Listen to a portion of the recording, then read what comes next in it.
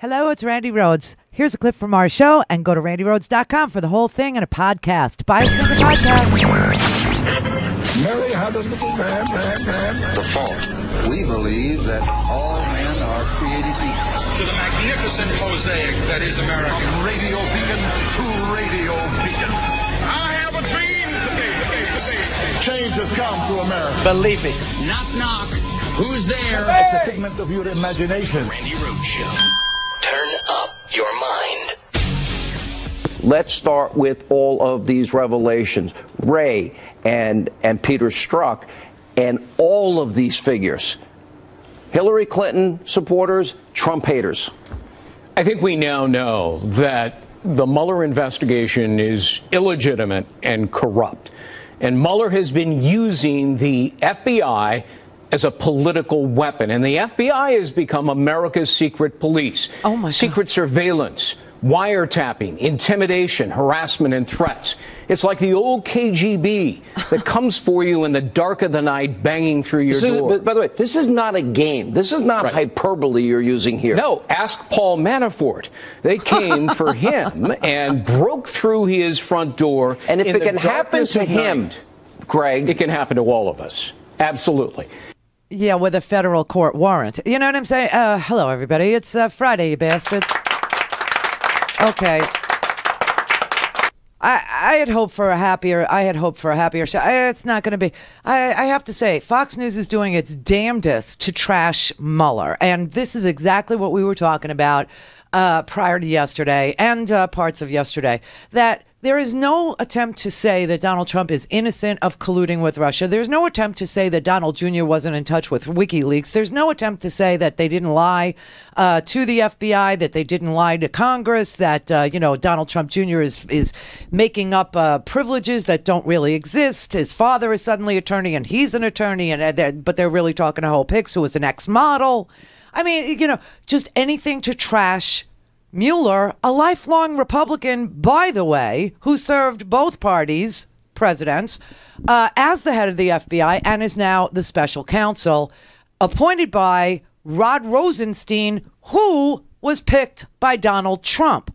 I mean, it's just a sick, insane, endless conversation that they're having with their viewers, all, three of them, that are still hanging on for dear life because the president's approval rating is so low. Oh, my God. 32% today, everybody. The president of the United States hasn't even completed a year in office, and already the United States of America can only conjure up 32% of the people that still support him. That is sick. That is sad. Oh, and by the way, the evangelicals, 17% dip in the support from evangelical Christians. Because I think they're slightly embarrassed about Roy Moore invoking their brand of religion over and over again to, say that, he can do whatever he wants to, little girls. Anyway, they are trying to degrade the authority, the veracity, the the investigation that Mueller is conducting. Why? Because I think that the conservative media has figured out that Donald Trump is guilty. I think that everybody has figured out that Donald Trump was colluding with the Russians, was acting as a Russian agent, is blackmailable by the Russians, just like Michael Flynn was blackmailable by the Russians, just like Paul Manafort is blackmailable and was blackmailable by the Russians, to the point where, Manafort got a bail agreement that simply said, don't talk to any Russian intelligence agents. And don't talk to the press to influence the jury pool from which we will choose in order to try you. And what does he do? He reaches out to a Russian intelligence agent and starts ghostwriting an op-ed piece to go in the newspaper and risks his bail agreement. I mean, they can't help themselves. Now, we know Junior is, in touch with WikiLeaks. We know that at least nine members of the Trump administration, the Trump campaign, the Trump transition team throughout the whole process are in touch with the Russians over and over and over and over again. Subpoenas have gone out to Deutsche Bank to find, and Deutsche Bank fined for Russian money laundering. to find out, if there's any connection between Donald Trump's accounts and Russian banks. I mean, the whole thing is just so obvious. So Fox News is hell-bent on this. And this is why I'm telling you it's not a happy day. When Robert Mueller releases his report, when he's finished, when he's through, when all the indictments have gone out and all the plea deals and the proffers have been written down and documented and the evidence becomes presentable to the American public, everyone will be facing some sort of, justice, some sort of justice. Either they will get a pass because they cooperated, like George Papadopoulos, whose fiance, by the way, is all over the TV saying that, he was not a coffee boy. He was in touch with the Trump administration, with the Trump campaign every day. And they chose him because he had connections in Russia. That's his girlfriend, his fiance that's saying that. All right. So that said, Papadopoulos will get a certain, a pass because he cooperated. Perhaps Flynn will just plead guilty to lying to the FBI and nothing more because he cooperated. Manafort may or may not be cooperating, and so he may have to go to trial. The same with his partner, Robert Gates. We don't know, but I will tell you this. The one person who can't be charged in a criminal setting is Donald Trump Sr., the president. That will have to be left to Congress. Now, if Robert Mueller recommends an indictment for Donald Trump, it would be left to Congress to execute on that in the only venue that most legal scholars agree is available for justice for a president, and that is impeachment, which also you need to start hearing as indictment, because it's the only place a sitting president can be indicted, except they don't call it an indictment, they call it an impeachment. An impeachment is given as probable cause. They will list the reasons why they are indicting or impeaching the president, having met the bar of probable cause in a congressional context. And it doesn't have to be a crime. It could be a high crime. It could be a misdemeanor. It could be anything. It could be lying. It could be, the other day, Representative Al Green of Texas actually introduced articles of impeachment that had nothing to do with Mueller's investigation whatsoever. It had to do with the racial hatred that the president is perpetuating in the United States. It had, different, non-criminal but high misdemeanor charges about the president's endless racist rants and endorsement of people who say things like, well, slavery in Alabama was okay because that was the only time that families were very strong. That's what Roy Moore said about slavery. He said, well, at least back in the slavery days, families were very strong. Apparently, he's never experienced, any African-American family who was able to tell him the story of their ancestors who had their sons and daughters sold at auction, to break up the family. But anyway, I digress. So it doesn't have to be a crime. But what if Mueller issues a report and that report is devastating and it says things like Donald Trump colluded or cooperated or changed the Republican Party platform for or is blackmailable by Vladimir Putin and Putin's government? What if he says all that and the Paul Ryans of the world, the Mark Meadows of the world, the Tea Party people, the free, what if they all say so and do nothing? Because they are the majority, they can actually do nothing. They can actually sit there, listen to the report, and say, okay, that's done, let's move on, and do nothing.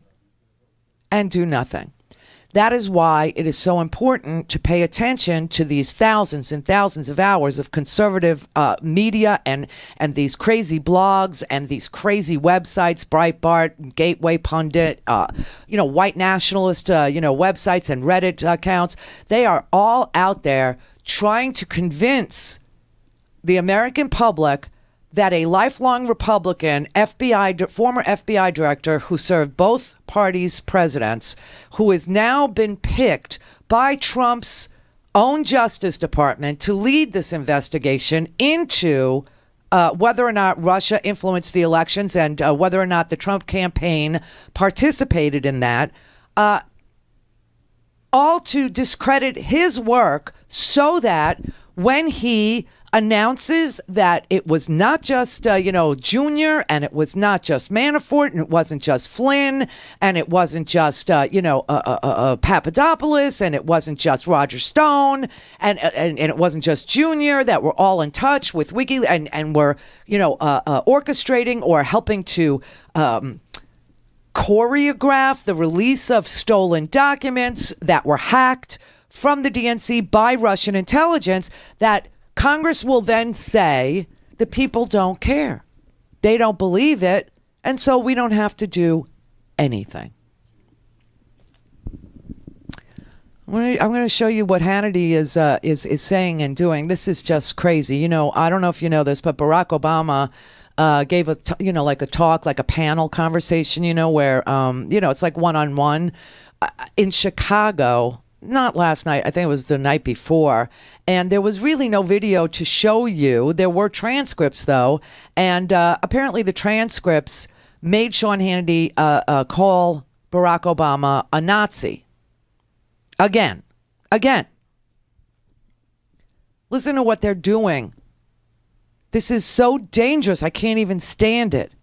And also tonight, yes, no class, Barack Obama back again. What is he doing? Launching a new far-left attack against President Trump, warning that America could turn into Nazi Germany. Now, he's speaking at the Economic Club of Chicago, and Obama said the danger today is, quote, growing complacent. We have to tend to this garden of democracy, or else things could fall apart quickly. That's what happened in Germany in the 1930s, which, despite the democracy of the Weimar Republic and centuries of high-level cultural and scientific achievements, Adolf Hitler rose to dominate. 60 million people died, so you got to pay attention, and you got to vote. All right, very cute, very clever, comparing the president in a subtle way to Hitler and Nazis. I have audio of what Barack Obama said. And I will play it for you, but I want to play you something else, okay? Before I play it, this is what went on Fox News when Barack Obama was president. Your President Obama did not Not back my president. The Manchurian candidate couldn't destroy us faster. So I shamelessly say no. I want him to fail. Headed towards socialism, fascism. They're marching us towards 1984. Are you confident, 100% confident, that Barack Obama can do this job? He wants to transform exceptional private enterprise America into neo-socialist Europe. Socialism. It'd be like Hitler playing golf with Netanyahu. I feel like we are talking to the Germans after Hitler comes to power. This is what Hitler did with the SS. They're the enemy. Who's the enemy? Obama! You just think he doesn't care, huh? I think that no, I really don't. I think, if I may say so, there's just too many people who are not going to vote for a black candidate, but especially a black angry candidate. Who has a deep-seated hatred for white people. I think he is using racial anxiety for political gain. This guy is, I believe, a racist. He did make a very racist comment. I've got a president who I believe actively dislikes people like me. We have to bend over, grab the ankles, bend over forward, backward, whichever, because his father was black, because this is the first black president. Core ties to the African continent. His having grown up in Kenya. He is defending racists, and when you defend racism and defend racist acts, it's virtually the same. Go ahead, say it. Where? In the hizzy. Do we really have to have him in the white hizzy? What's with all the hoods in the hizzy? Kind of a boys in the hood handshake. It's crazy. It's sick. It's sad. It's crazy. But here's Donald Trump. If he has a birth certificate, he should release it. All I want to do is see this guy's birth certificate. If he weren't lying, why wouldn't he just solve it? And I wish he would, because If he doesn't, it's one of the greatest scams in the history of politics and in the history period. Our current president came out of nowhere. Came out of nowhere. In fact, I'll go a step further. The people that went to school with him, they don't even know, they never saw him. They don't know who he is. Crazy. They asked me, what about race relations in the United States? Now, I have to say they were pretty bad under Barack Obama, that I can tell you.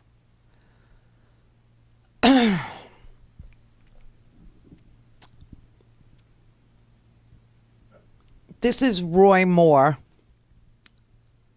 speaking about African Americans and why he believes they shoot each other. Scientists who study evolution come up with some of the oddest things, don't they? They tell us we evolved, but they can't explain how mammals, reptiles, birds, all evolved into male and female. They tell us we evolved from something that crawled out of the water, but they have no evidence of that. You know, it reminds me of a story I heard about a scientist who had a frog, and he was going to find out how far the frog would jump, so he put the frog on a platform and he hollered at it. Boo! And that frog just jumped a good ways. He got the frog back and he taped up one of its legs. He put it down and said, boo! The frog jumped, but not quite as far. So he taped the other leg up. And again the frog jumped after he hollered at it. And finally he said, well, I'm going to tape up the back legs. He taped up one back leg and still that frog jumped. So he taped all four legs up. And he put that frog down on the platform and he hollered, boo. Well, guess what? The frog didn't move. So he hollered again, louder, and the frog didn't move. So finally he writes down on his notes, tape up all four legs of frog and it goes deaf.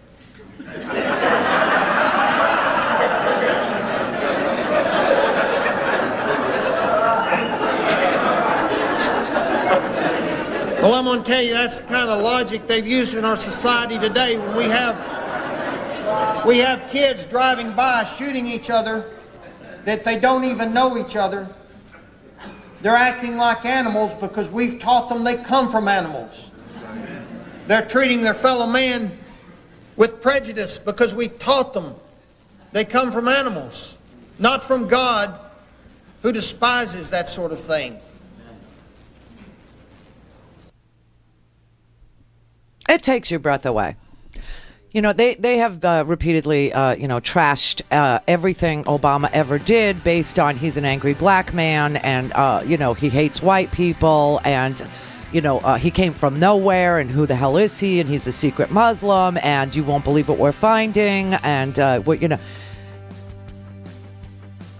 And yet they are the ones who have had judgments against them for refusing to rent to African Americans, for convicting in a newspaper article 5 black kids that did nothing in Central Park, the Central Park 5. And they're doing it again with Robert Mueller. They're literally telling you Mueller is the bad guy, Trump is the good guy, and they're doing the same thing on the race issue, saying that race relations were bad under Obama. Listen, this is all to make us crazy.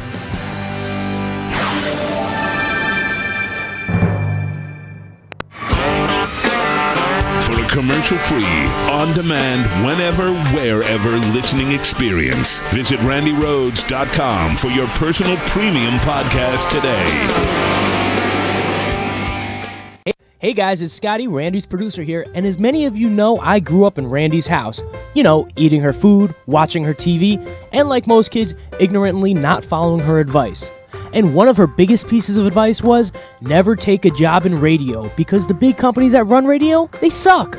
Well, I didn't listen and ended up working in radio, and as always, Randy was right, they sucked. But I'm here now, and I can tell you that it takes a lot of chutzpah to break away from the big companies and start your own show. But you know what else it takes?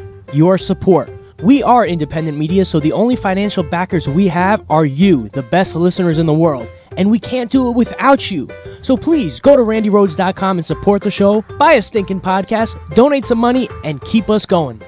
Hello, Progressive Voices tune-in listeners. I'm Casey Hobbs. And I'm Shane Mason, and we're the hosts of Nurse Talk Radio. Here's what we're talking about this week. They always target Medicare, Medicaid, and Social Security, but it's a little more dangerous with this tax bill because they already know by giving huge tax breaks to corporations and to the ultra-wealthy in this country and always selling us on this idea that that will create economic growth and jobs and so forth, which we all know. The reality is, as soon as the deficits begin to rise, as everyone and every analyst says they will under this bill, more than $1 trillion over 10 years, they will have to make mandatory cuts. Medicare, $25 billion every year for 10 years. That's a lot of money. So they're mandatory? They're set up to be mandatory cuts? To Medicare, yes. What about the CHIPS program? No, the CHIP did not get reauthorized. That's for our kids, for goodness sake. And remind everybody what CHIPS is. CHIP is the Children's Health Insurance Program that was funded to help low-income children make sure that they get their basic preventative care, all of the things that kids need to grow up healthy and steady and to get care when they're ill, especially for kids who have chronic serious illness and those parents just can't afford to keep health care going.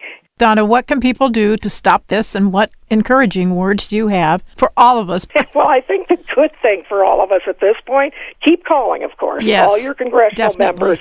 Let them know how disgusted you are with this process. Only 25% of Americans supported this measure they just passed in the Senate. Let's give them that measure a vote. Yeah, absolutely. Yeah, I agree. Absolutely. Check out our show at nursetalksite.com and listen every Saturday and Sunday right here on Progressive Voices. All things Randy at randyrhodes.com. Go for launch. Speaking truth to power, the Randi Rhodes Show. All right, so here again is Sean Hannity saying what Obama said, and then I will play you what Obama actually said. And also tonight, yes, no class, Barack Obama Low back class. again. Yeah, What Barack is he doing? Obama has Launching no a new class. far-left attack against President Trump, warning that America could turn into Nazi Germany. Now, he's speaking at the Economic Club of Chicago, and Obama said the danger today is, quote, growing complacent. We have to tend to this garden of democracy or else things could fall apart quickly. That's what happened in Germany in the 1930s, which, despite the democracy of the Weimar Republic and centuries of high-level cultural and scientific achievements, Adolf Hitler rose to dominate. 60 million people died, so you got to pay attention, and you got to vote. All right, here is the actual tape of Barack Obama at the Economic Forum in Chicago. We don't have time to go into detail about everything people should do, but I wouldn't underestimate the very simple act of being engaged, paying attention, and speaking out. I mean, typically that's what it comes down to in a democracy. And I do think because we've been so wealthy and so successful that we get complacent and assume that things continue the way they have been, just automatically. And they don't. You have to tend to this garden of democracy, otherwise things can fall apart fairly quickly. And we've seen societies where that happens, right? Now, presumably there was a ballroom here in Vienna in the late 1920s or 30s that looked pretty sophisticated and seemed as if, with the music and the art and the literature and the science that was emerging, it would continue into perpetuity. And then 60 million people died. And an entire world was plunged into chaos. So, you got to pay attention and vote. That's what he said. He was saying that we're very lucky. We've been very rich and, a very, successful country, and people get complacent, which is exactly what Brett and I were talking about before the show, about how people can get complacent when, because I was telling him, the scariest thing, the scariest result of Mueller's investigation would be that Mueller finds that the president and his men all were in touch. I mean, not in touch, but were cooperating with Russians and social media efforts to, suppress the vote and hacking and releasing documents that were ill-gotten gains, that were stolen documents into the public. And then Trump was on the bully pulpit, emphasizing WikiLeaks. I love WikiLeaks. You got to read WikiLeaks. And there were tens of thousands of documents, and nobody really read them, and they were just believing Donald Trump was saying, you won't believe what's in them, just like Obama came from nowhere. Nobody knew him when he was in school, and you wouldn't believe what we're finding. Same thing with WikiLeaks, and that you would then suddenly think that Hillary was running a pedophile ring out of the, ping pong and pizza parlor in Washington, D.C. So, Mueller could find that, Trump was following a script that was written by Putin himself, and that, Manafort and Flynn were doing it because they were going to enrich themselves. Manafort had loans and debts that he owed to Russian oligarchs, and he wanted them forgiven. Flynn had a plan to build Russian nuclear power plants all over the Middle East, and that had fallen apart because Obama put sanctions on Russia. And now all of a sudden he's sitting at the inaugural, and he's texting his business partner going, hey, those sanctions will be ripped up. 11 minutes into the inaugural speech, going, hey, guess what? The sanctions are going to be ripped up and we're in business again, trying to enrich themselves. And Donald Trump, who owes money to the Russians, would somehow be relieved of his debt. And, and that this was, the plan, and, could lay it all out. And Congress can actually say, okay, so, and the American people would be so complacent that Donald Trump would be proven correct when he said he could shoot somebody on Fifth Avenue and still get elected. So that's the scariest part. That is the scariest part of this whole Mueller investigation. Now, on top of that, Donald Trump is campaigning in Pensacola tonight for the known racist Roy Moore, who says things like, families were much tighter back in the slavery days. And he misses that. He really does. He misses the bonds of family that held people together back in, slave days. And, of course, that, blacks are, doing drive-by shootings because they're animals. They're animals. And we've taught them that they're animals. And, wants his brand of Christianity enshrined in the government so that we leave the constitutional principles of law by men and we go to biblical principles of law by God. And nobody can eat shellfish anymore. And, if you lay with a man, they will stone you, apparently, or kill you. I don't. This is so ridiculous. And it's just so freaky what's going on. So Obama goes to Chicago, he's in Chicago, and he's talking to a group of, people who go to economic forums, probably there to talk about this bogus tax cut, who, by the way, people who make up to $50,000 a year would get a whole $330 out of this tax cut. $330, which is less than $1 a day. That's apparently America's price to enable this president to install Christianity as a national religion, which he doesn't even believe in, but he thinks it would be the opiate of the masses. And I hate to tell him, opium is the opiate of the masses. He put Kellyanne Conway in charge of the opioid crisis. Do you know that? I don't know what she's going to, do to connect to addicts, except say, abuse Valium because, I'd love to see her list of medications. Yeah, it'd be interesting.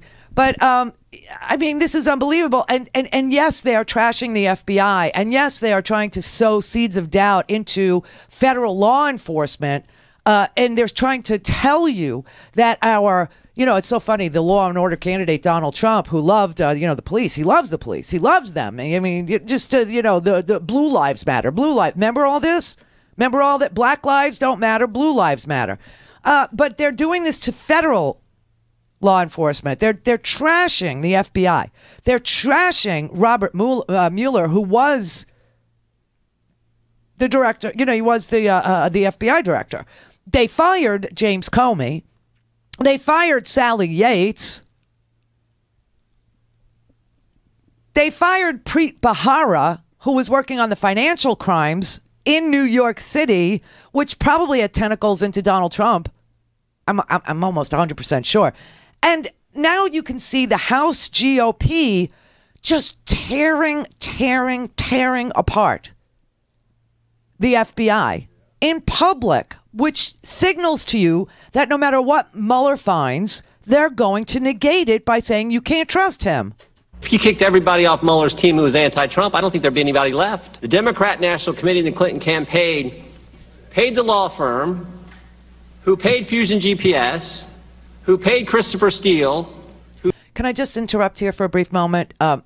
Fusion GPS was originally hired by Republicans. Okay. Who then paid Russians. And now we have Special Agent Strzok.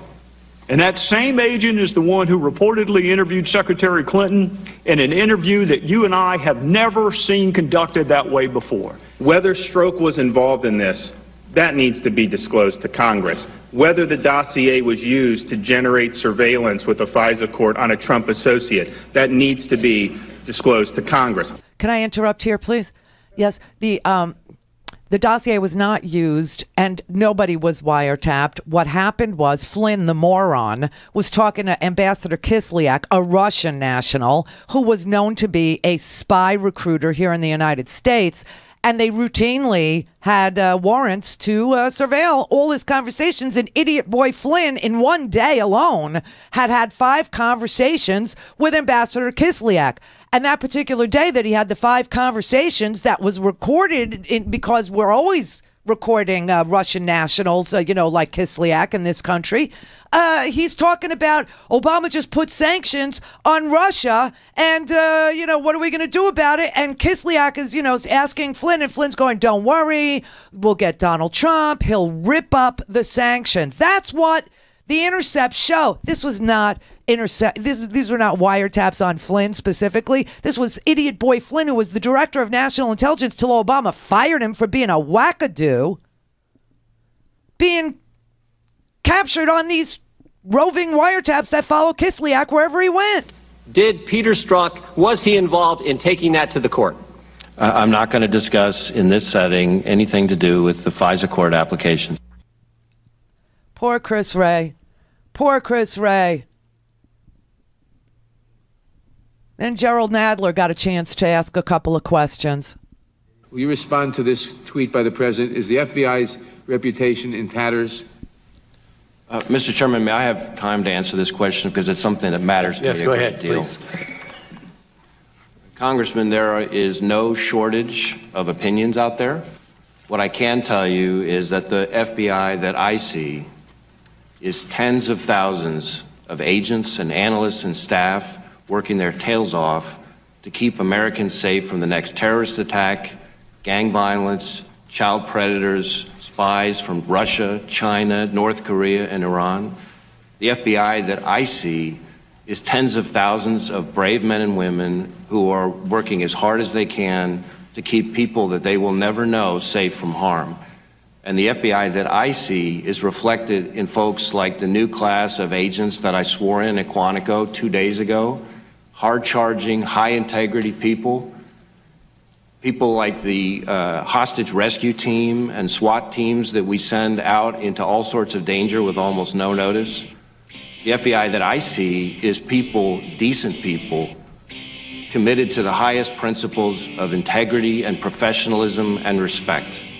The FBI that I see is respected and appreciated by our partners in federal, state, and local law enforcement, in the intelligence community, by our foreign counterparts, both law enforcement and national. Oh. You get the drift. Poor Chris Wray, having to defend the tens of thousands of people who do everything from, counterintelligence to gang violence to fraud, financial crimes, risking their lives in conjunction with state and local law enforcement for people who they will never know and people who will never know them. But Fox News wants you to hate them. Clear for takeoff. Randi Rhodes Air Force. Air Force. RandiRhodes.com.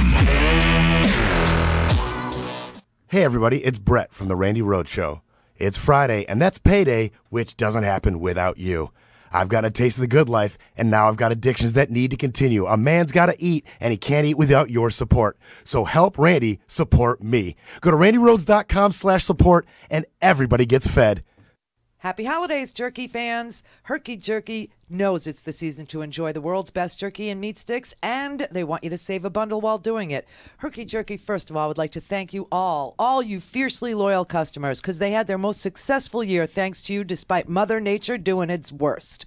Jason at Herky Jerky is so grateful that you enjoy his products, and everyone at Herky Jerky is so glad to provide them. So, as a special thank you, Herky Jerky is serving up their best offer of the year for Christmas giving. $10 off any order of $60 or more, or $15 off any order $100 or more without a promo code. Just visit herkyjerky.com. And the now famous bacon jerky, new fat-free and delicious turkey jerky, and all four of the new nitrite and preservative-free flavors, plus good old beef jerky, and all the exotic game jerkies make perfect holiday gifts. Buffalo, elk, venison sticks, 3 different varieties of beef smokies, all make great stocking stuffers. So choose your favorites now. Take advantage of the savings, which also includes free shipping on any 2 packs or more. Everyone at Herky Jerky would like to wish a safe and happy holiday season to all of you, and thank you once again for your loyalty. This offer starts today and it goes through all of December. Happy holidays from herkyjerky.com.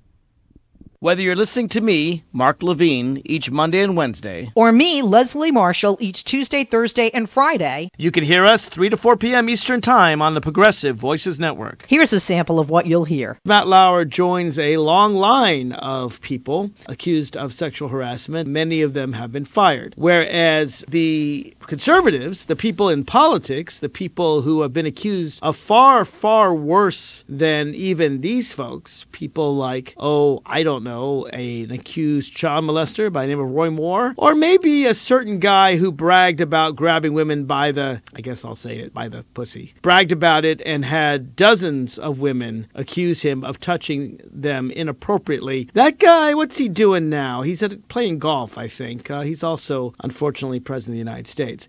Again, that's Mark Levine every Monday and Wednesday. And Leslie Marshall each Tuesday, Thursday, and Friday. 3 to 4 p.m. Eastern Time on the Progressive Voices Network. Whether you're listening to me, Mark Levine, each Monday and Wednesday, or me, Leslie Marshall, each Tuesday, Thursday, and Friday, you can hear us 3 to 4 p.m. Eastern Time on the Progressive Voices Network. Here's a sample of what you'll hear. Van Jones, he's a correspondent for CNN and a regular guest on political talk shows. Let's talk about your book, Beyond the Messy Truth, how we came apart, how we come together. First of all, how did we come apart? Well, I think that one thing that's important to remember is that the rebellion in the country that we, saw, whether it's Bernie Sanders, Black Lives Matter, even some of the energy that wound up getting sucked into the Trump campaign, is kind of justified because both political parties for a very long time were, doing dumb stuff. Again, that's Mark Levine every Monday and Wednesday. And Leslie Marshall each Tuesday, Thursday, and Friday. 3 to 4 p.m. Eastern Time on the Progressive Voices Network. The Randi Rhodes Air Force. The Randi Rhodes Show is live on RandiRhodes.com and the free Progressive Voices app for Android and iOS. Visit the App Store or ProgressiveVoices.com now. I hope to represent the people of the United States, not the president. I want to represent our country well, and I don't think there are a lot of people currently in our government that do that. All right, she's just another celebrity, another Hollywood person who doesn't agree with the president. The resistance. Just in case you're not able to see who was doing the speaking. That was Lindsey Vonn, an Olympic skier. She's not a Hollywood personality. She is an what do you call them? An Olympian. She's an Olympian preparing to go to the Olympiad, for which she's trained her entire life, only to be diminished by a news model as another Hollywood celebrity. Cares? You know, the last part of her statement was true. There are not a lot of people in government representing us well. Maybe she watched the first 8 minutes of our program and saw that that's true. And not a lot of it has to do with President Trump. You know what's interesting is you think about it, her ex is Tiger Woods, who played golf with President Trump, what, a week ago? Maybe that's why they broke up. Anyway, so Tiger Woods, no problem, apparently, playing golf with the president. But if she wins, she's not going to the White House. Think about that. You got athletes preemptively declaring their resistance to a president as they get the honor. Think about the honor of going to the Olympics and representing, wearing the flag. It's like wearing the flag in combat, in battle. Yeah. It's a team. Proud too. You're saying, well, no, it's just we're going to write off our president. Very un-American. Lindsey Vonn, who is probably one of the greatest examples of a well-trained, dedicated, work ethic, like solid work ethic American, who's earned the right to be on the American Olympic ski team because she has skied her entire life, to qualify for this event. And somehow a woman in a cocktail dress at 6 o'clock in the morning on 6th Avenue in New York, who shows up for work in a freaking cocktail dress with no stockings and Louboutins, is going to get the final word on whether or not Lindsey Vonn is the proper person to represent America, because I'm questioning her patriotism. Oh.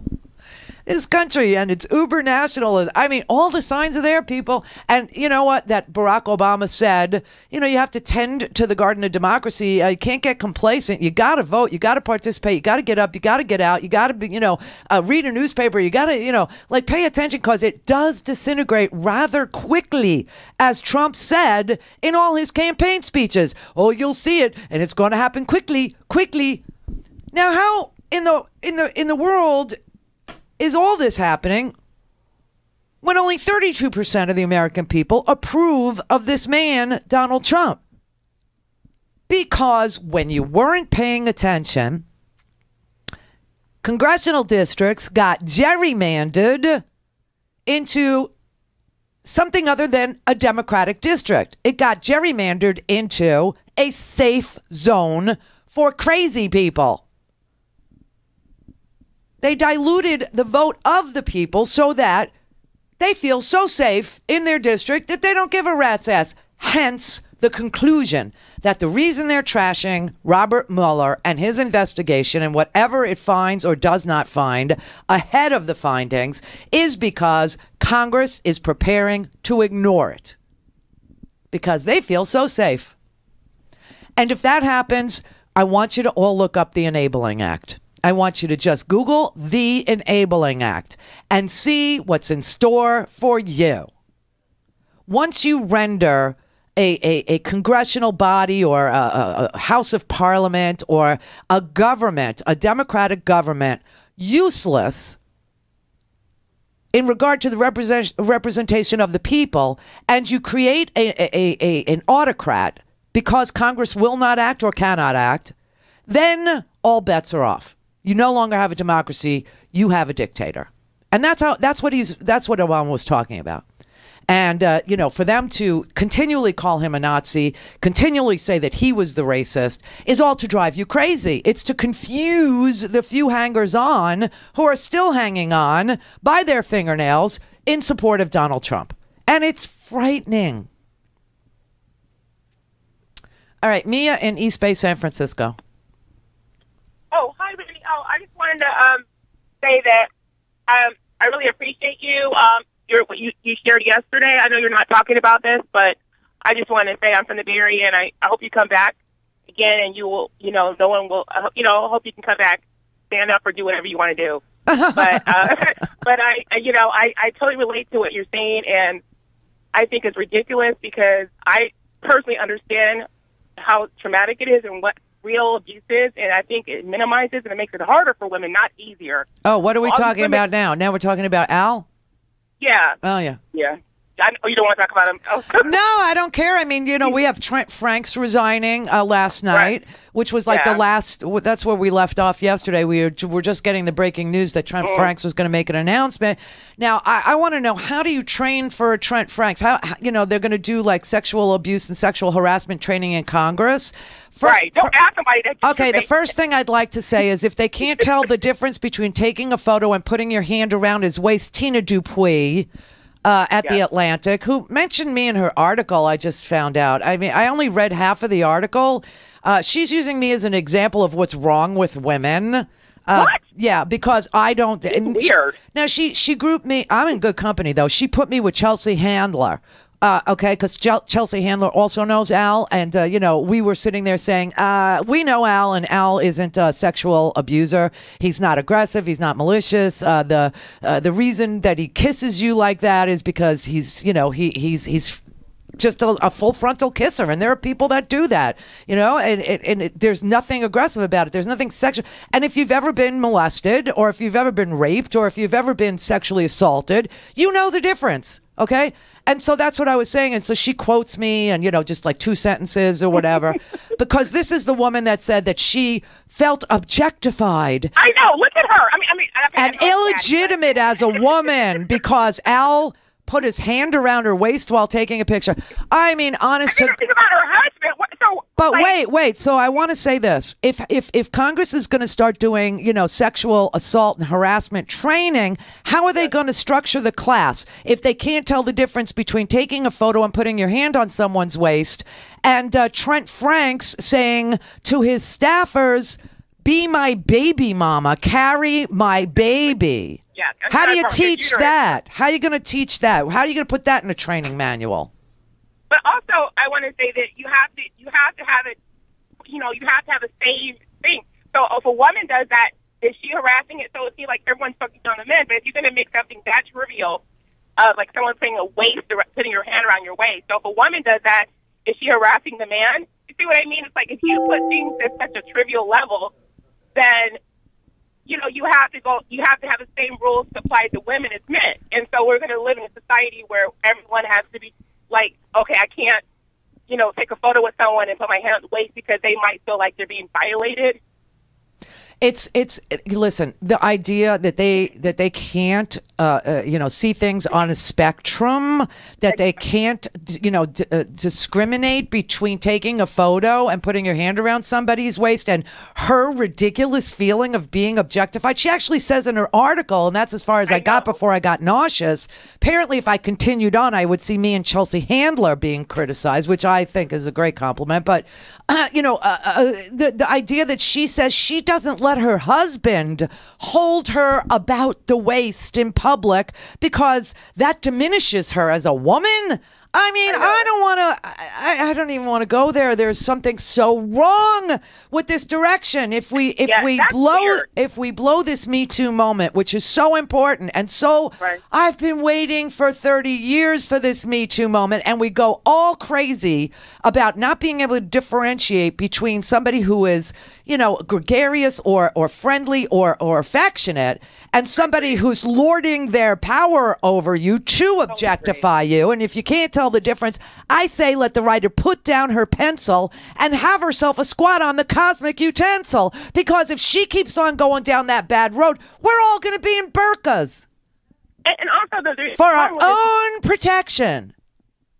And also the problem with it is making him resign before there actually was an ethics hearing, so we could actually hear her testimony and hear his testimony to actually distinguish between us. So by him leaving, it just muddies the water, and so we never know the real truth. And that also makes it worse by not having it actually come to fruition. Yeah, well, I think we know the truth, and the horrible, horrible, horrible truth is that Leanne Tweeden was on a USO tour, putting herself out there as in a skit where Al Franken was going to invite a member of the military to come up on the stage and kiss her. And the precedent was set in the skit that he would kiss her as an example for the guy who was gonna, be called from the audience to kiss her. So apparently she has no problem being kissed by a stranger, only a problem with being kissed by Al. That's the horrible, horrible truth. The other one, the Tina Dupuis, when you take a photo with her, all men be warned, don't touch her. Don't touch her. Also, I don't know if you heard this really quick. The tweeting, she also grabbed a country star's ass, that she was, she's an ass grabber too. So it's okay when she grabs the ass. And Tom Arnold said that she was coached by Roger Stone and his friend to do the whole thing. I saw that. But I don't, Okay. You know what I mean? So, yeah, I mean, listen, this is really sad. And when the entire party gangs up on you, that's one thing I do know how it feels. Okay. And as you said, if you've ever been sexually assaulted, this kind of minimalization of activity to be equated with something that's serious, with something that has to do with a man lording his power over you because he's in a position to punish you or retaliate against you or, is humiliating you because he can. The mixing of these two ideas it makes women who have really been through something just sick to their stomachs. Yeah. I mean, Trent Franks asking his staffers, in his own statement, this is the sick part about what Trent Franks wrote. In his own statements, he says that he regrets making and he refers to these women as his subordinates.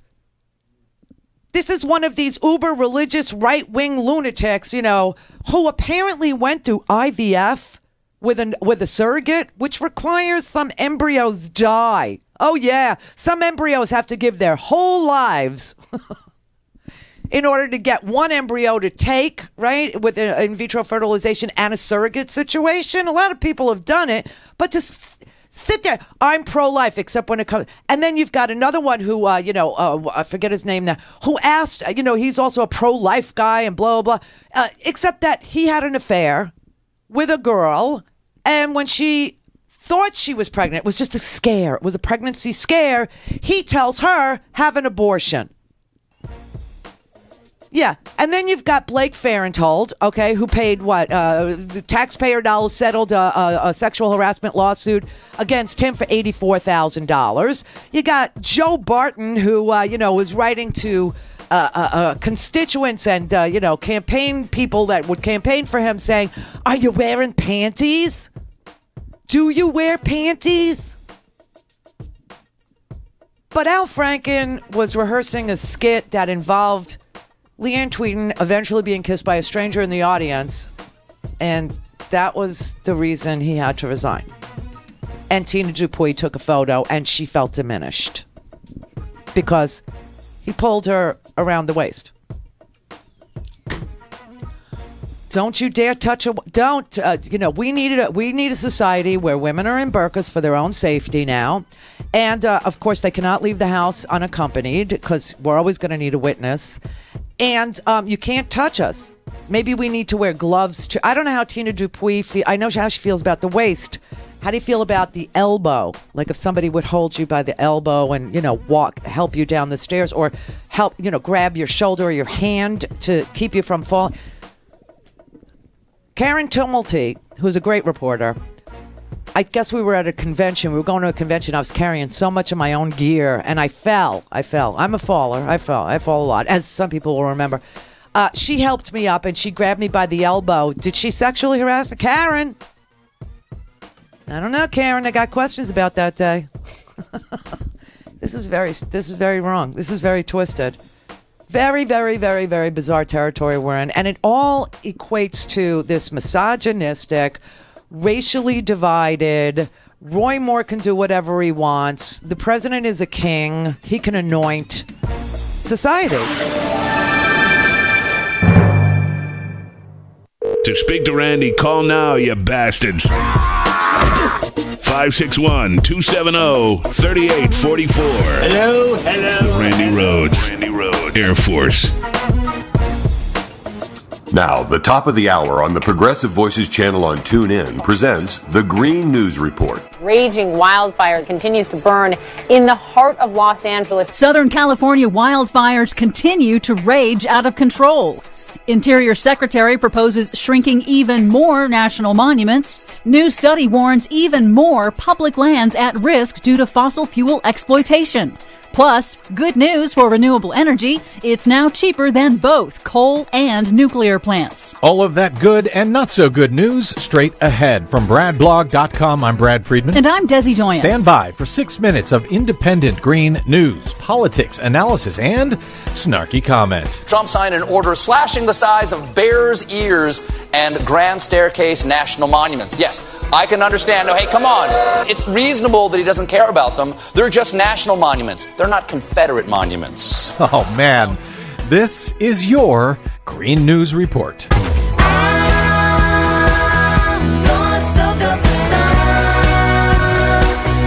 Okay, Desi Doyen, as you reported in our previous Green News Report, the Navajo Nation and other American Indian tribes are suing the Trump administration over slashing the size of those national monuments, and now outdoor recreation company Patagonia has announced that they, too, will sue, calling his reduction of the size of bears' ears by 85% an extreme overreach in authority. The company also put a full-page banner on the front of their website, "The President Stole Your Land," and Interior Secretary Ryan Zinke says that that advertisement was shameful. Well, it looks like it's a very unpopular move that Trump has made, and more on that in just a minute.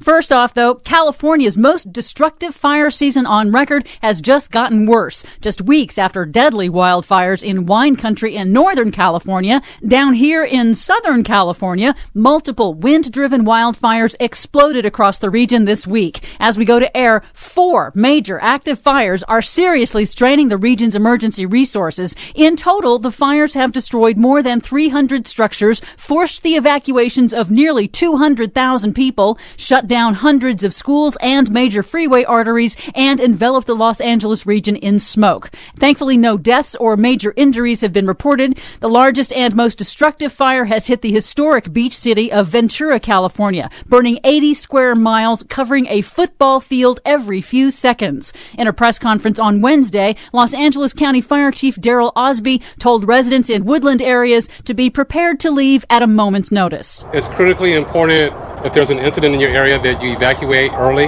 We're expecting wind gusts in some areas up to 80 miles per hour. If you see something, don't wait for the evacuation order. Leave. No official word yet on the causes of any of these fires. A multi-day Santa Ana wind event, the worst of the year, has created what the National Weather Service called, quote, a recipe for explosive fire growth. The state of California uses a color-coded wind map, and the most extreme wind is purple. They have never used that before. They are using that today. The region has had no meaningful precipitation since March. Because of global warming, California's winters are increasingly warmer and drier, and winter wildfires are increasing in frequency. Now, fire season extends all year round. Meanwhile, in the wake of President Trump's slashing the size of 2 iconic national monuments to allow mining and drilling, Interior Secretary Ryan Zinke has now released a draft proposal for shrinking even more of America's protected national monuments, focusing on Cascade Siskiyou in Oregon and Gold Butte in Nevada. Zinke also proposed management changes for 6 more. That's code for allowing drilling, logging, and mining. I can think of somewhere else I'd like to see some management changes. In a statement, Senator Ron Wyden of Oregon noted that national monuments generate millions in tourism for local economies, saying, quote, Donald Trump's rollback harms rural economic progress and job creation. And also, very disturbingly, Zinke proposes opening up vast marine ocean reserves to industrial-scale commercial fishing, areas specifically set aside to rebuild depleted fisheries, crucial for sustaining the nation's seafood supply. And now a new report this week calculates just how much of the American public's land may be at risk of destruction from the Trump administration because they sit atop fossil fuels. In a first-ever comprehensive analysis, Greenpeace found that more than 120 million acres of federally protected lands larger than the state of California contain or overlap fossil fuel reserves and could be next on the chopping block as Trump reshapes American land policy to benefit the fossil fuel industry.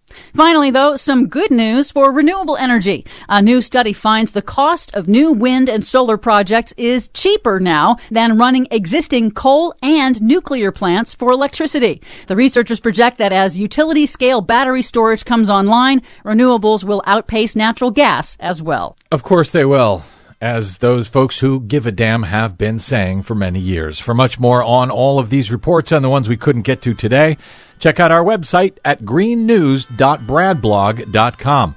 Find us, follow us, and share us worldwide on the Facebooks and the Twitters at Green News Report. I'm Brad Friedman. And I'm Desi Doyen. And this has been your Green News Report. This land is your land. This land is my land. From California to the New York Island. Please help Progressive Voices support the Green News Report by stopping by bradblog.com/donate. Mary had a little man. The fault. We believe that all men are created equal. To the magnificent mosaic that is America. From radio beacon to radio beacon. I have a dream today. Change has come to America. Believe me. Knock, knock. Who's there? It's a figment of your imagination. Randi Rhodes Show. Turn up your mind. He was trying to pull me toward in between his legs. It was terrible. And I was bound and determined that I was not going to be raped by him. Oh, my God. You know, I was terrified. But the next thing I know, I'm on the concrete. These allegations are completely false. They're malicious. Specifically, I do not know any of these women, nor have I ever engaged in sexual misconduct with any woman. More supporters have called Nelson a liar, even compared her to a criminal since she first spoke out about 3 weeks ago. That really hurt me. You know, God knows, and Roy knows, and I know what happened. Young's proof that she knew more? Her yearbook with this inscription. But Moore and his supporters have called into question that inscription, noting the writing under the signature appears to be different. Let's look at Beverly Nelson. Everybody knows her yearbook is a forgery. Nelson says she did make notes to the inscription, but the message was all Roy Moore. Beverly, he signed your yearbook. He did sign it. And you made some notes underneath. Yes. Nelson says this is not about politics. She voted for Donald Trump, but can't understand the decision some Republicans are making. What do you think about the Republicans that say they believe people like you, but they'd rather have a Republican in that seat than a Democrat? Is the party more important, really, than what happened? I feel like my incident is being just swept under the rug, literally, because he's a Republican. Well, you'd be right, Beverly. You voted for a man who admitted that he sexually assaulted women. And now you see the light and you come forward and you say, oh, my God, the president who sexually assaulted women is endorsing the man who sexually assaulted me when I was 14. And they're calling you a liar. I don't know what people expected when they voted for a guy who was caught on tape admitting that he can grab women and do anything he wants to them. And they go, yeah, that happened to me with another guy, but okay, this guy he didn't touch me, so I'll vote. I mean, it makes no sense, right, to anybody. But poor Beverly is now being abused by Donald Trump himself and Roy Moore again. Again, Donald Trump tweeted this morning, vote Roy Moore, and he's going down to Pensacola because I don't know why he won't set foot in Alabama, but he's going to Pensacola, which is right over the border, and he's going to campaign for Roy Moore. Now, what's crazy is Roy Moore will not be there. He's just going to influence the Alabama voters by being on TV in the Alabama media market. But he's not going to appear with Roy Moore, and yet he tweeted this morning his full-throated endorsement for Roy Moore, while these women sit there and say we're being abused a second time because our reputations and our emotions are being stamped on because he's a Republican. What do you think the Republican Party is about? They don't care who they step on. Hence, this tax cut is going to step on middle-class families in order to enrich their donors. They don't care. They are trashing the freaking independent prosecutor who was a former FBI director. They're trashing Christopher Wray, who was appointed by Donald Trump. They're trashing Rod Rosenstein, who picked Mueller to be the independent prosecutor. And he had to pick an independent prosecutor because the head of the FBI recused himself because he was meeting with Russians, for God's sake.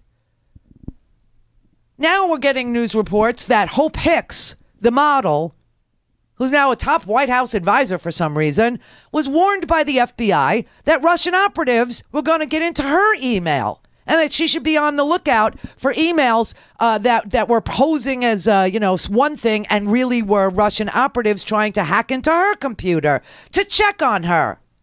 Make sure Trump was doing, exactly what they wanted Trump to do, which he is, by the way. You had Nikki Haley. This is, this is a little difficult for some people to get. But Nikki Haley, our UN ambassador today, was at the National Security Council lecturing our allies, Britain, France, Germany, our allies, that we will do whatever we want when it comes to moving the embassy to Jerusalem. And don't you dare, tell us that we can't, we don't have any interest in working with you. This is Russia's foreign policy that she's, threatening our own freaking allies and threatening the United Nations. I mean, this is crazy time. This is really, really crazy time. This is bat crap crazy. You got guys showing up on TV. This guy right here. Oh my God, Chris Cox, Bikers for Trump. Oh, you'll do a double and triple take when you see this outfit. But yeah, here's a guy trying to talk to Roy Moore supporters in Alabama and trying to tell them that women are being overly sensitive and that they have to put their sensitivity behind them and vote for Roy Moore. Swear to God. It's our opinion at Bikers for Trump that the Democrats are setting the bar very high for just how low they're willing to go. And we think desperate people do desperate things. And I think that exemplifies what the Democrats are doing right now. Wait, so you think the Democrats are behind these accusers of Roy Moore's? Is that what you're saying? Well, we take these allegations very seriously, but it certainly wouldn't surprise me. I mean, look at all the women that came out and accused Donald Trump. Where are they now? What are we hearing from them now? We're hearing nothing but crickets. And I think this is a ploy to distract the voters here in Alabama, to confuse them, and to keep them home from the polls. So the Bikers for Trump clear, are Chris, just trying. one of those women who accused Donald Trump is actually in court today, saying that she's in court proceedings related to this, saying he defamed her. So I just want to make that clear. That literally happened last hour.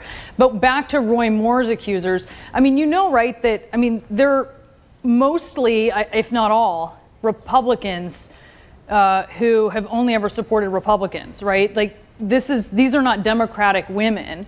These are not women who identify with the Democratic Party who are accusing him. But do you believe them, or you think that they're being dishonest in their accusations? Well, first and foremost, I believe, and the Bikers for Trump collectively believe in the Constitution, the principles that this country was founded on, one of which is that you're presumed innocent till proven guilty. Due process. We can't allow the direction and the political orientation of a state to shift on allegations. So we're going to do our best to show the woman's perspective on a platform of the Bikers for Trump so that we'll inspire women around the state of Alabama to put their insecurities behind them and to show up at the polls and vote for Judge Roy Moore. What? Yeah, it's a whoa. It really takes your breath away. And what's with the outfit? Somebody tell him how old he is. Eddie in San Jose. Hi, Randy. Hi. He looks a lot like that biker from the Apocalypse in Raising Arizona. You know, the guy who's driving the one that, yes. throwing grenades. And Pampers, yes. But, that and that's what's starting to frighten me, too, because as you're kind of covering all of this all week long, you're doing a great job of it, by the way. And it's clear that the right is putting party and ideology over country and, more importantly, democracy. And the Democrats are putting, overly sensitive, responses like the death penalty for Al Franken, for taking political death penalty, Yeah, the political death penalty for Al Franken, while the Republicans endorse a pedophile. I mean, really, if people can't see the difference in the parties now. well, you mentioned the Enabling Act in the last hour. Yeah. And the movie that's been popping into my mind all week long is Judgment at Nuremberg. Oh, with, the Spencer Tracy, Burt Lancaster. Yeah. They put the German judges and prosecutors on trial in 1947 for they were the first line of defense that destroyed the rule of law in Germany, which then led to the crimes against humanity later on. And their first legal decisions were just basically throwing, innocent people into concentration camps. And, those judges, they were making their decisions based on ideology, social purity rhetoric like social Darwinism, all the racial policies in Germany that Hitler, through that Enabling Act, he no longer needed a legislature in order to enact laws. Right. And that's where the rule of law broke down, is one guy making a law.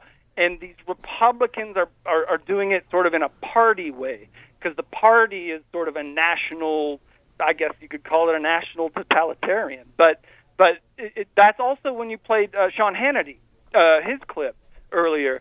They loved the FBI when the FBI was investigating Hillary. They loved Giuliani. They loved what's that guy? Kallstrom, James Kallstrom, Kallstrom, yeah. They loved the New York City FBI investigation into Weiner and Hillary and Huma Abedin. But all of a sudden, their man is suddenly under threat. Yeah. Now they hate the FBI. Right. Right. And I don't want to be lectured to by them about inconsistency. You know what I mean? Because this is what they say. Well, at least, we're consistent. No, you're not. No, you're not. It depends. The crime can be forgiven if there's an R after your name. And the crime, doesn't even have to exist if you have a D after your name. And Democrats do it to themselves as much as Republicans are doing it to them. They're certainly being paid. Certainly, I think the decisions over Al Franken seem to be very donor-oriented. It just has this. I can't. I've been able to put my pin on it. I swear to you that it was all because they wanted to have uber clean hands when it comes to this issue, so that when Roy Moore wins this Tuesday, they can vote to expel him and not be called a hypocrite. Well, and that's what confuses me as well. And you've had quite a few callers this week getting around the issue. Is like, shouldn't we be demanding that the line that Al Franken crossed be sort of publicly displayed in, say, the what Al Franken wanted was for it to be handled by the ethics committee? Shouldn't there be a panel of some sort, and all the information comes out? Not to harass the accusers, simply to have their statements read, and then have it basically there's judges. They have what? This is where I side with the women of the Senate, okay, and the women of the House, and other well-meaning, members of the House and Senate. The ethics process is bullcrap, just like the Federal Election Commission that looks into financial crimes, in an election set. It's bogus, okay? It's bogus. It doesn't work. They are not equipped to do these kinds of investigations. Bob Packwood's investigation, I think, went on for 30 months, and he was a serial assaulter, okay? They don't have a mechanism by which to investigate these kinds of allegations. What's really interesting about Al, though, is almost every person who came forward made a complaint about Al when Al was not a member of the Senate. Well, you can also kind of say that about Roy Moore to a certain extent. But it's pedophilia that's being alleged. Yeah. It's not a rehearsal of a skit that involved a kiss. Yeah, no, I agree, but I would say get this line on paper in the Senate first, and then hold the people on the Republican side of the aisle who said, yes, Al Franken should go, hold them responsible. Well, they didn't. That's the interesting thing. The Randi Rhodes, Air Force. The Randi Rhodes Show is live on RandiRhodes.com and the free Progressive Voices app for Android and iOS. Visit the App Store or ProgressiveVoices.com now. Hi, this is Scotty, Randy's producer here to remind you it's December, a month that's known for its holidays. You got your Christmas, your Hanukkah, your Kwanzaa, your Boxing Day, Festivus. No matter what holiday you celebrate, it's a time we all come together with our families and friends. And since you're all my family and friends, I like to wish each and every one of you a happy/merry holidays of your choice. Now, if you're still looking for the perfect gift, I, Scotty, got you covered. Go to RandiRhodes.com and buy your friends or family a stinking podcast. Think about it. What better way to show your loved ones that you really care than sharing with them the knowledge of truth and facts? And if you can't stand the people in your life, but you still want to do something great for the holidays, here's an idea for you. Support the show. By supporting the Randi Rhodes Show, you help keep us going into the new year. And if 2017 was a sign of things to come, we'll need Randi more than ever. Go to RandiRhodes.com to buy a stinking podcast and or support the show. Hello, Progressive Voices tune-in listeners. I'm Casey Hobbs. And I'm Shane Mason, and we're the hosts of Nurse Talk Radio. Here's what we're talking about this week. Large healthcare companies are closing hospitals and services in rural areas and leaving patients in those areas without access to essential care. We actually saw pediatric patients on the inpatient care unit. There was a 50-bed nursing home facility that was there. That also closed. And if we'd had the impact study, we would have seen that that was a huge impact on our community. And now the OB department, which is really hitting the youth of our community, has also closed. So now you say they don't do an impact study, which I think is by design so that you can't see the impact. But surely as a nurse, you are seeing the impact of people coming in sicker and sicker? Oh, definitely. And our community and outreaching community, Washington County, is definitely one of the poorer communities of the state of Maine. And the people that are being impacted, they're already impacted anyway. You know, some of those patients that were pregnant didn't even have the money to be able to buy, get a taxi cab to go to their regular appointment here in Calais. So, I don't understand how they think that these people are going to be able to financially go even further distances. So this bill, LR 2713, would mandate that they do an impact study, how it will affect the community, and to hold hospitals accountable for elimination of major care facilities. Correct. Number one, nurses don't give up. We're definitely going to be there still as advocates for our community members. We are getting involved in the state level as well. We're going to advocate. We're going to speak up for our patients in the community, and we'll be able to bring this forward so that more people can understand exactly what's going on. Check out our show at nursetalksite.com and listen every Saturday and Sunday right here on Progressive Voices.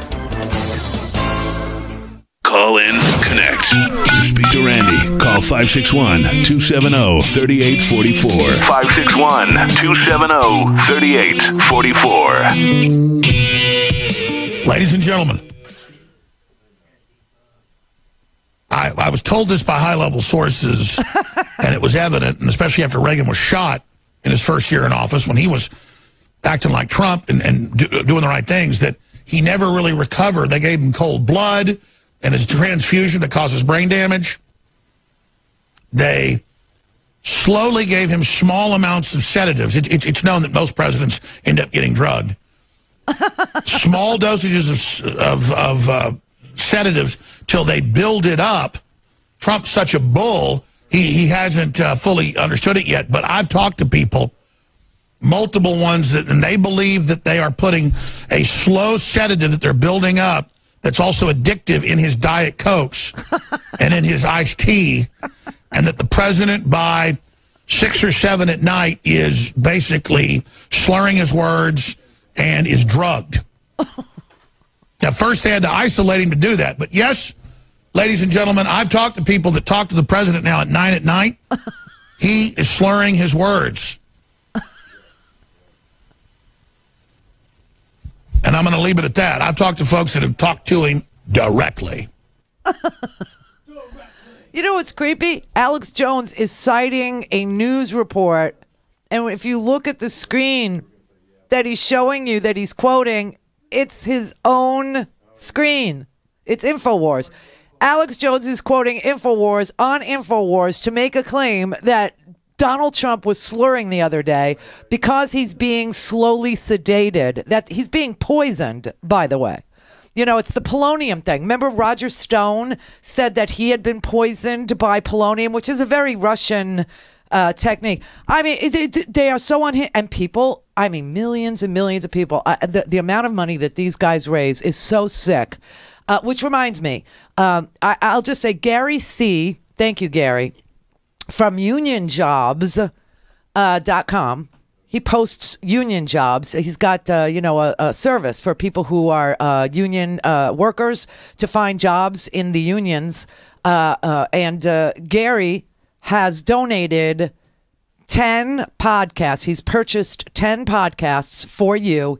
He says he doesn't care, what part of the country you're in. Because, we had to give away 10 podcasts, and we did, to people only in Alabama. And then we expanded that to Alabama and Texas with Mr. Iron. I call him Iron Man's, approval. And then Judy, of course, started buying a couple. She bought a whole bunch of podcasts that we gave away. So Gary has just purchased podcasts. So we want to give away 10. So I'll tell you what, if you go to randyrhodes.com and contact me, I will just go in order by time of the first 10 emails that I get, but you have to include the email address that you would like to receive the gift coupon at. It's the only way I can send it to you is if you include your email address. So I'll give away 10, and I'll do it in the order of the time stamp on the emails, 10 of them. And then I think we'll have some more to give away next week, which is just amazing. I mean, our supporters are so amazing, but crazy people give more, I will say, than sane people, because while these are beautiful donations, and I am very grateful for them, these guys with their Breitbarts and their InfoWars and their DC leaks and their gateway pundits and these conspiracy, I mean, millions and millions and millions of dollars. Millions. People love to hear crazy, crazy things on the radio. I don't know why, but they love to hate their own government. They love to hate Barack Obama, and they've never gotten over the fact that they don't have him to hate anymore. And so now they are spreading conspiracy theories that Trump is being attacked by the FBI. The FBI is the KGB, and that Trump is being slowly poisoned. Roger Stone had been poisoned with polonium. I mean, this is just millions of dollars if I would just say this kind of swill. And I won't. I know my integrity. I know the quality of my character. But these people are just, it's too easy to say they're unhinged lunatics. They're financial opportunists. They're like, this is like the prosperity gospel where, God put you on this planet to be rich and get tax cuts. I mean, really? Charles in New York. How are you, Randy? I'm good. May I preface what I'm about to say by saying that your intelligence is very sexy. Oh, thank you. Now Get his number. I'm either going to make porn with him or I'm going to sue him. I don't know which yet. We'll have to see. Now, what I want to ask you, with them saying that the FBI and the CIA is in tatters, I wonder if they're setting this whole thing up, this oligarchical world with Eric Prince. Well, Eric Prince that's and part his of organization. it. That is part of it. Eric Prince would like to have a private security service that the president uses outside of the rule of law and all of the, warrant requirements, the interview requirements, the, that the FBI has to, use, and the statutes that they have to follow when deposing, the statutes they have to follow when they're serving a warrant or executing a warrant or whatever. Yeah, Eric Prince wants a private security service, that he would like to be it. And Trump was sort of mulling it over. But, of course, Sarah told us that that's not on his radar. Well, in closing, I'd just like to say I go back with you from New York when you were in New York. Yeah. So I go back with you a long time. It's not that long. No, it's been at least 20 years, 15 years. No, I was in New York in 2004. It just seems like 20 years. It sure does. Well, listen, keep up the good work. Thank you. I appreciate that. Paul in Washington, Woodinville. Hi. Hey, Randy, here's a question for you. All right. How do we start out with Roy Moore pedophile and end up with Al Franken resigning? How did Democrats fuck this one up so bad? Well, I think we nailed it about 2 weeks ago when we realized that if you, I think it was a caller that actually said it to me, and I can't remember who it was, but if I'm quoting you, just know that you were right. He said that it seemed to him that if you admitted to hurting somebody's feelings or you admitted to doing somebody wrong, then you had to go. But if you denied it, you get to stay. Well, yeah, and so by that logic, we should let all sexual assailants out of prison, That's right? right. I think most of them say I didn't do it. Yes, all the people that are in prison who deny that they've committed the crime, even though it's been, prosecuted, a jury of their peers has convicted them, or they pled guilty or entered into a plea arrangement for lesser, time. Yeah, we should let them all out because they've denied it all along, except for the ones that made the plea deal, right? Well, I'm thinking this. I'm thinking that, sexual misconduct, to include any number of ranges of offenses, is an important issue. But I'm it's wondering so if important that I wonder if Democrats will mess this up too. Well, they will. But it's the thing is, it's a social and cultural issue at the level of sexual harassment, and but I don't think it's a political issue. And Democrats made it a political issue, and by taking this zero tolerance. Everyone must go. When you adopt an angelic standard of purity, somebody told me this. A friend of mine said, "You first will be held to that standard, and so otherwise, you have to punish yourself. You have to fall on your sword." Well, let me say this. Otherwise, you are at risk of being called a hypocrite. And at the same time, now 71% of these Republicans in Alabama think that the women are lying, that women are just crazy lying bitches. Well, right? here's the thing. Okay, you just made a lot of points. First of all, it's not political. What it is they found a lot of settlements. They found John Conyers had settled with one of his staffers out of his House budget. They found that Blake Farenthold had settled out of this little-known fund in the Treasury that settles harassment suits and discrimination suits without the public ever becoming aware. Trent Franks admitted that he had offered to pay one of his staffers and had propositioned at least two of his subordinate staffers to carry his baby for him and retaliated against them when they said no.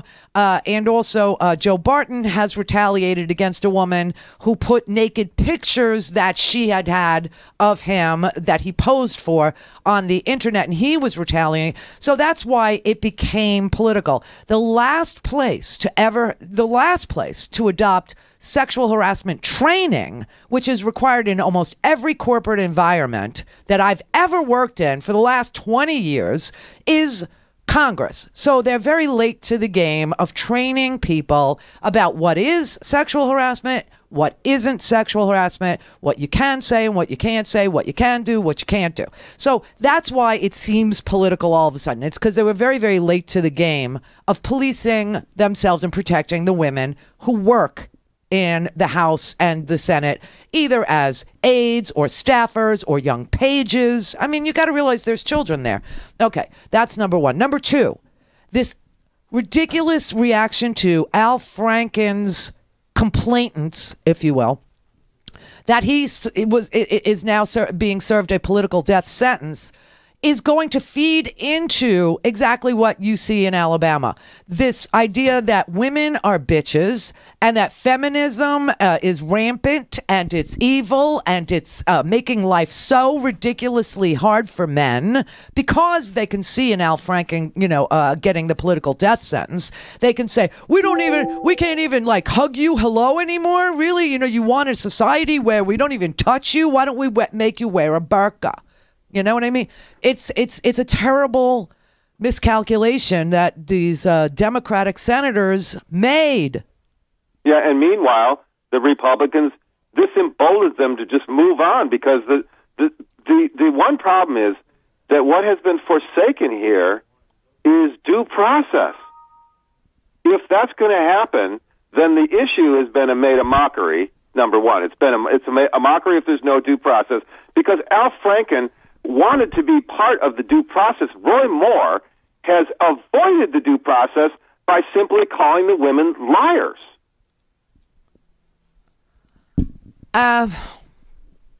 No? You see, there's no, he could, the fact that Moore has, there's a statute of limitations, but if he would have, for instance, sued the Washington Post for libel, then you can then the whole thing's, it's a brand new ball game. That's a live ball. Right. You can touch it now. And that is why Trump hasn't sued these women, and that like he said he would, because he doesn't want it to be a live issue. So, yes, that's exactly why they threaten to sue and don't do it, because it would cause depositions. That's why Gloria Allred has brought a defamation lawsuit on behalf of Summer Zervos, who contends that she was, sexually assaulted by Donald Trump.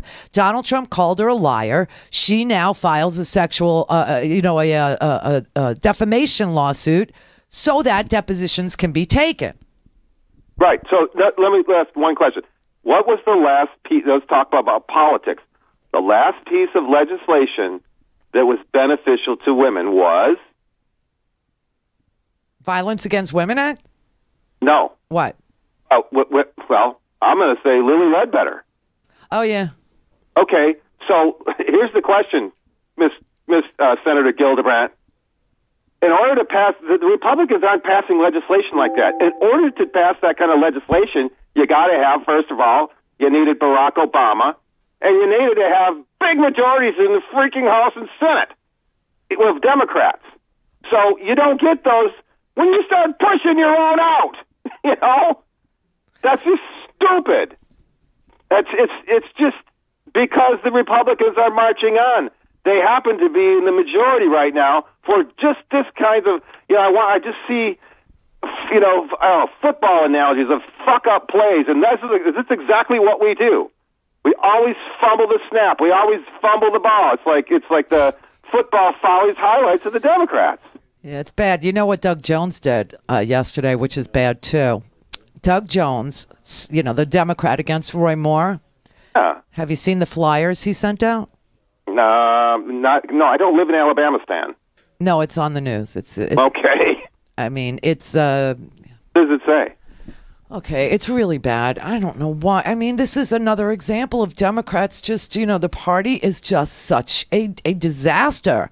Randy, you know what Van Jones is? When it comes to messaging, when it comes to, staking out, a policy or the moral high ground, fine. But then they can't freaking close the deal. They can't sell it. They screw up their own message. Doug Jones, who is a fabulous prosecutor, is a real law and order guy. He's not exactly a liberal. I mean, he probably is going to be a disappointing Democratic senator. He would be if he won on Tuesday, which I think he's just, surrendered. Sent out flyers last night to African-American households predominantly, and saying it had a picture of a sort of confused-looking African-American dude on it, and it said, if this guy had done what was accused of what Roy Moore is accused of, we wouldn't send him to the Senate. Oh, no. Not the way to do black outreach, dude. No. You know what? Speaking of Jones, Van Jones, Barack Obama's buddy? Friend? Yeah. His quote that says, when bad things happen to Republicans, they want to kill Democrats. When bad things happen to Democrats, we want to kill ourselves. It's just like, it is true. There's always we have a suicidal nature here. You can't do. Oh man, what a disaster! What kind of message is that? Yeah, listen. That's why I've seen the party. I know the party. I've been romanced by the party, only to be rejected by the party after I rebuffed them. But honestly, they are a mess. They are an absolute disaster.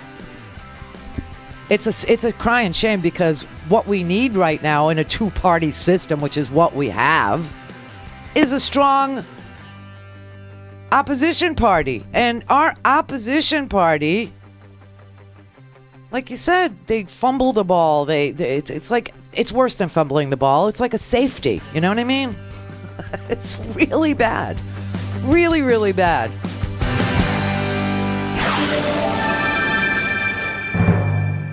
To speak to Randi, call now, you bastards. 561-270-3844. Hello. The Randi Rhodes Air Force. Hey everybody, it's Brett from the Randi Rhodes Show, and all I want for Christmas is an impeachment. But the next best thing is working at the Randi Rhodes Show, and that can't happen without your support. Let's help Randi make this a hard truth holiday season, and she can't do that without your support. So please keep listening and buy a stinking podcast. Happy holidays, jerky fans. Herky Jerky knows it's the season to enjoy the world's best jerky and meat sticks, and they want you to save a bundle while doing it. Herky Jerky, first of all, would like to thank you all you fiercely loyal customers, because they had their most successful year thanks to you despite Mother Nature doing its worst. Jason at Herky Jerky is so grateful that you enjoy his products, and everyone at Herky Jerky is so glad to provide them. So, as a special thank you, Herky Jerky is serving up their best offer of the year for Christmas giving. $10 off any order of $60 or more, or $15 off any order $100 or more without a promo code. Just visit herkyjerky.com. And the now famous bacon jerky, new fat-free and delicious turkey jerky, and all four the new nitrite and preservative-free flavors, plus good old beef jerky, and all the exotic game jerkies make perfect holiday gifts. Buffalo, elk, venison sticks, 3 different varieties of beef smokies, all make great stocking stuffers. So choose your favorites now. Take advantage of the savings, which also includes free shipping on any 2 packs or more.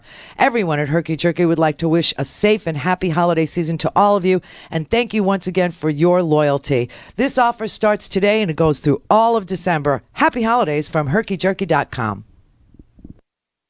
Listen to She Persisted with Melissa Carter weekdays at 8 a.m. on the Progressive Voices 24/7 live stream, or listen when you want on demand at progressivevoices.com or on the PV app.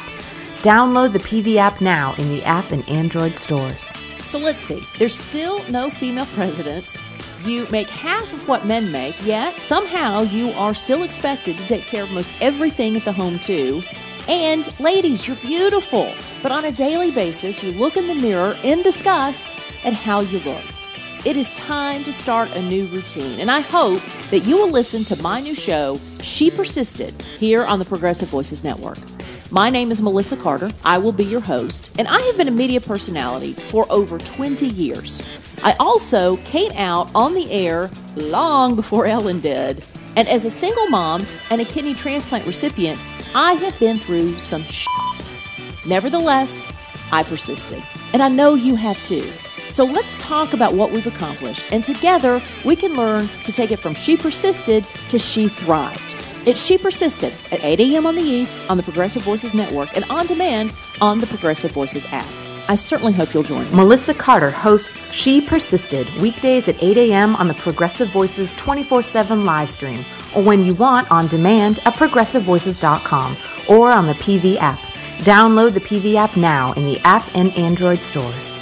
Thanks for listening to the Progressive Voices Network, streaming the best in progressive talk 24/7. Keep the progressive conversation going on Facebook. Like us at facebook.com/progressive voices. On the Progressive Voices Facebook page, we update the stories that our hosts like Tom Hartman, Stephanie Miller, and Leslie Marshall will be talking about during their shows.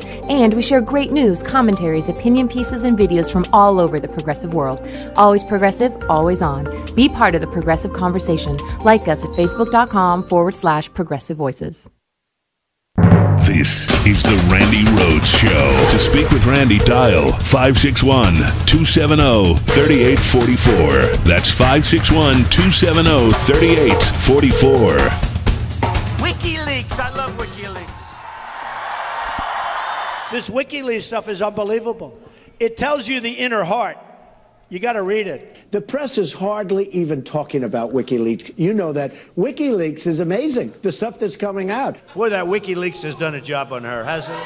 They want to distract us from WikiLeaks. It's been amazing what's coming out on WikiLeaks. The WikiLeaks revelations have revealed a degree of corruption at the highest levels of our government like nothing we have ever seen as a country before. Yeah, except it didn't, but he mentioned WikiLeaks 164 times during this campaign. Now we're finding out that Junior and Jared, they're all in touch with WikiLeaks. Roger Stone is messaging with Guccifer 2.0, who is a Russian intelligence operative. I mean, this is just like the sickest. And the crazy part is that when Mueller is done, and he presents his case,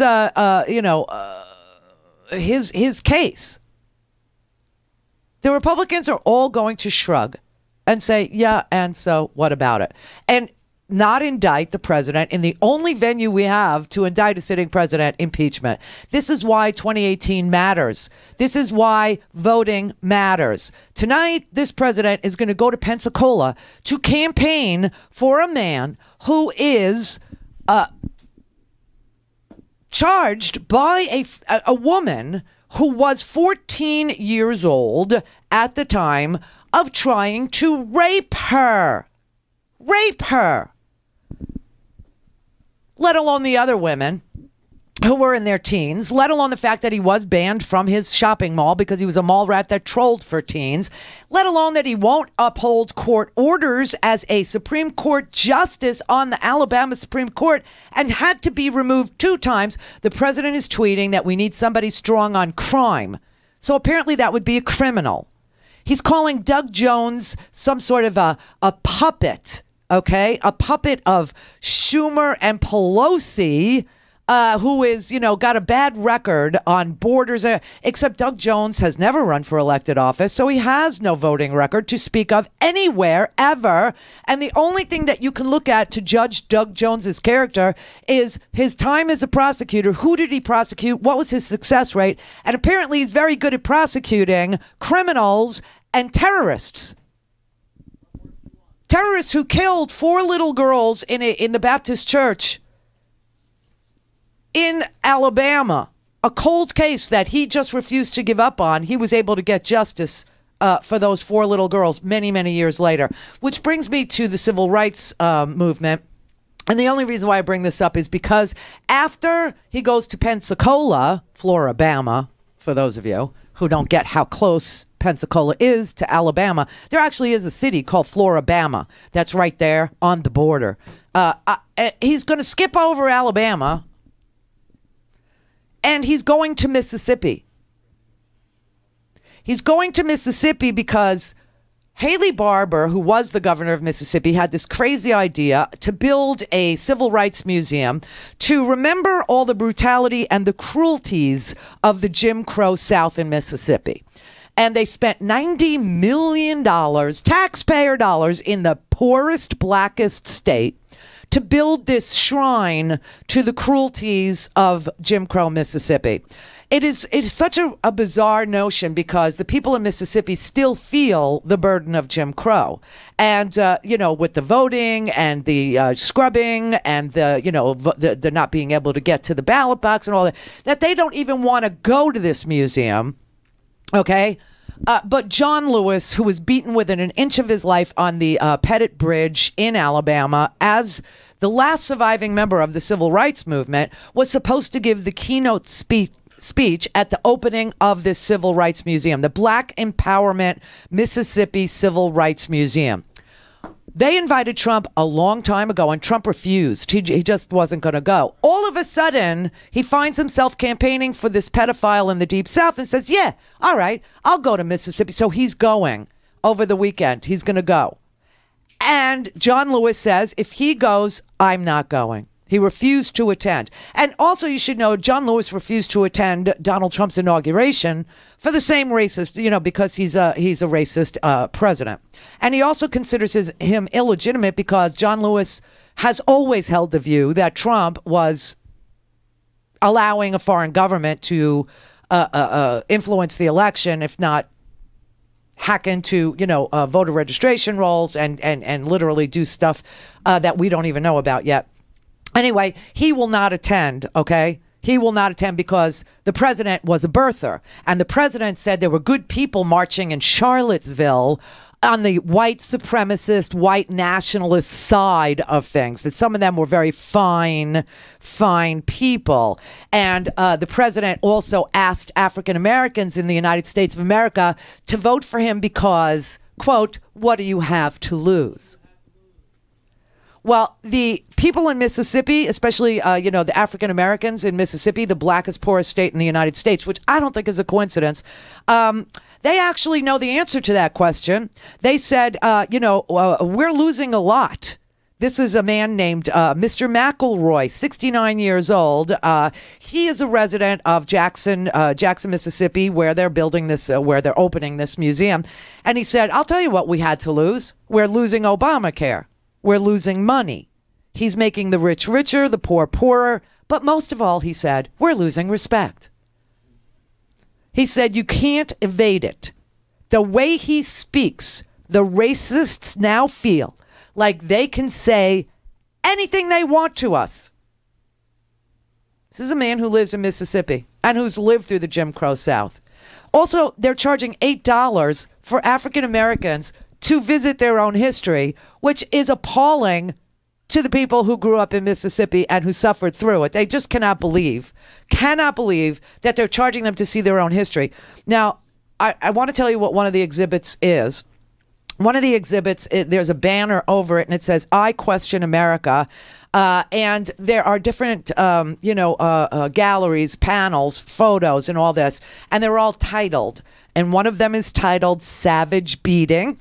And it shows the police in the 1960s, quote, charged with enforcing the law. And instead, they're brutalizing black Mississippians. They have a catalog of the bombings and the small daily terrors and the grinding humiliations and the rousing odes to the power of community organizing. They have 5 black monoliths that list the names of those who were lynched. And it's more than any other states that allowed for lynching. Okay, it also has the rationale for their deaths, like lawlessness and mistaken identity. So the NAACP, actually Derek Johnson, who was the head of the Mississippi NAACP, who's now the president of the NAACP, he said, quote, it's unfortunate that this president, who has created a climate of racial insensitivity, has embraced white supremacists, would choose to use this celebration of civil rights heroes as a photo op. There's just profound disappointment and sadness that after all these years, Mississippi is recognizing the heroes of the movement and that this president chooses to be a distraction and an affront.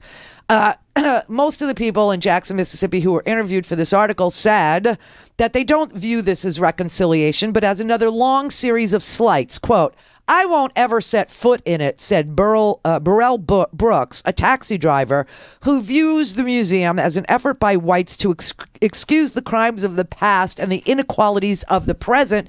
He said it's getting worse here, not better, and not just for black Americans, but for poor whites too. I see the Confederate banners going back up. I see the whole Confederates monuments thing. This country is going back to more segregation, not less. And a museum is going to make people think that's all history and that it's all been fixed. Plus, they charge us to see our own history. It's not going over very well. Barbara in Oregon. Hi, Randy. Hey. I was just going, on Eric Prince and his request for making a new private service for the president. They had something like that in Germany once. They called it the SS. Yeah, I understand that, but I don't know that that is going to happen. He sure would like it, wouldn't he? Yeah, of course, because he's in the policing for profit business, and he literally hires mercenaries. And I got news for you: the people who work for the private contractors in combat scenarios don't fall under any of the laws that apply to GIs, which stands for government issue. They don't have, rules. They can't be held accountable for murders on foreign soil. And they are mercenaries. They're guns for hire. And they get paid like, $100,000, $120,000 a year, where our guys get paid $1,200, $1,500 a month. But don't you think Trump would like something like that? So I do. But him. Yeah, I do. I think he would love it. But I don't know that that's going to happen. I hope not. Right. John in Los Angeles. No? John? Jen? Hi. Oh, sorry. Jen. God, it's all so depressing. It's depressing, but it should energize us. I don't know why it has the effect of depressing us instead of energizing us, which is the exact opposite of depression. I agree. I get it. But then, when I turn around and I see us, knowing the history with you and Al, to lose a good Democrat, it is discouraging. Well, that's why I don't identify as a Democrat, and I haven't since 2008. So, for the last, almost 10 years, I'm an independent, and I have been for a long time, but I register as a Democrat because I live in a closed primary state, and that's the only two choices you have if you want to vote in a primary, which is something we should fix. If we could actually fix that, and have open primaries once and for all, and deal. I know the Supreme Court's got a gerrymandering case, on its docket. If we could end that, and if we could actually expand the electorate to include in primaries people who don't subscribe to either the Republican or the Democratic Party, we would have a shot. We would have an actual. Which is it's a huge percentage. Look at how many people didn't vote. So it's the largest portion. Well, we have always in this country that I've been alive, only less than 40% of anybody ever votes. That's sad too.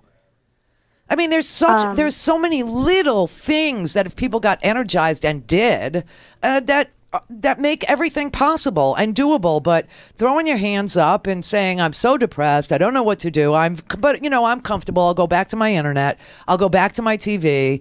I'll go back to my, video games. So I'll go back to Candy Crush. I'll go back to, Bubble Witch or whatever the hell you play.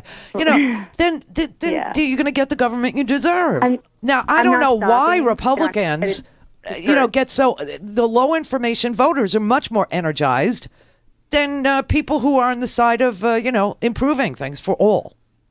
Yeah, you're right. I had a comment about the Trump slurring tape. Oh, the slurring, yeah.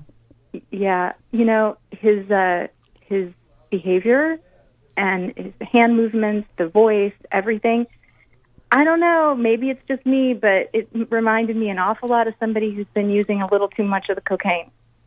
Yeah, except that it's not the first time I've seen him like that. I know, me neither. But I have brought this up to, biographers of Donald Trump and, Michael D'Antonio specifically.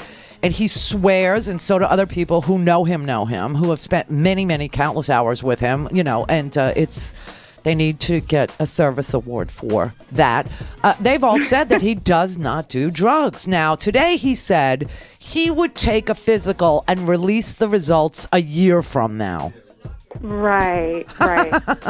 Yeah, okay. We're all waiting on the tax return. Yeah, I know. Right. Well, he didn't, he said, that he's under audit. I would love for somebody to find out whether or not he's really under audit for all this time. It'd be fascinating.